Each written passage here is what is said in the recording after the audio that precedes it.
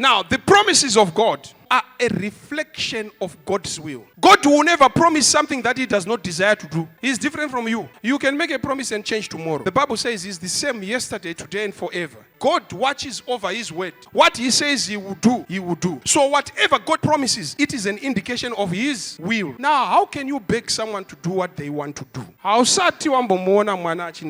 Begging God for marriage, begging God for finances, begging God for breakthrough, begging God for healing. It's because you don't know the will of God. How do you beg God to do what he wants to do? My children don't beg me to take them to school. It is my will. You don't know the will of God. That is why you are troubling God with this situation. What you are begging him, the Bible is saying he has already done it. But do you know it? Do you know the will of God over that which you are asking God? Because once you begin to know the will of God, something happens. Give me the book of 1 John 5 verse 14. Now this is the confidence that we have in him, that if we ask anything according to his will, he hears us. What gives you the confidence? Asking according to his will. If the president promises you $1 million and you know he has the ability, would you really be begging him? No, you don't. You remind him. That is why the Bible says, bring me into remembrance. It doesn't say beg. It says, bring me into remembrance. Remind me. Problem is you are begging because you were told that pray until something happens. Prayer power. Don't leave the secret place until God speaks.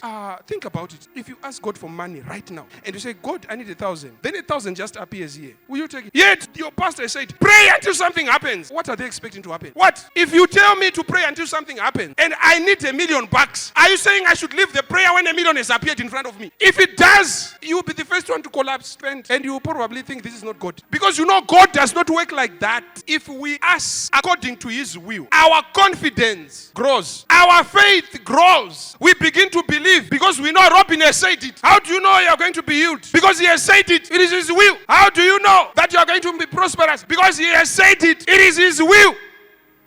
Faith grows where the will of God is known. The will of God are tied to God's promises. You cannot separate the promises of God from the will of God. Because anything that comes out of God, it becomes final.